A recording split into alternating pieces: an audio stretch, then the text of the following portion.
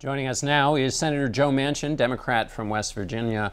Senator, you worked very hard on some gun control legislation in the wake of the Newtown shooting. So when you look at this, how could Rusty Hauser have slipped through, somebody with a history of mental illness? First of all, John, it's really not gun control, it's just gun sense. Basically, I don't know of a law-abiding gun owner that wants a person that's been adjudicated mentally or a criminal to be able to get a gun. And all we're saying is shut down the loopholes as far as in the background checks. But with that being said, we ought to make sure that we have a thorough job done of that, people to turn their records in, that we know who's been criminally prosecuted or adjudicated mentally, and it gets into the system. And right now, a lot of states or a lot of territories, a lot of areas do not do it. And they need to do that. And we need to make sure it's being done and use the weight of the government to make sure they do that. And if they do that, then we'll have a more accurate database.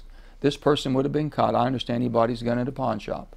I'm not saying he did anything wrong, but somehow that shouldn't have happened. Him having a criminal record and also a mental problem on top of that. So he was kind of a double whammy on us.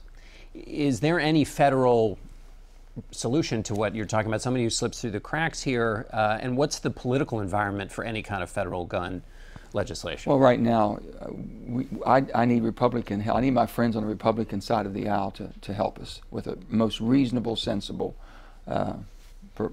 path forward. Pat Toomey had worked on this, and we looked at this thing, and basically it's not gun control. It's just saying that, listen, if you go to a gun show, commercial transaction, we need to know who you are, and if you've had a problem before, if you've been criminal or a mental problem.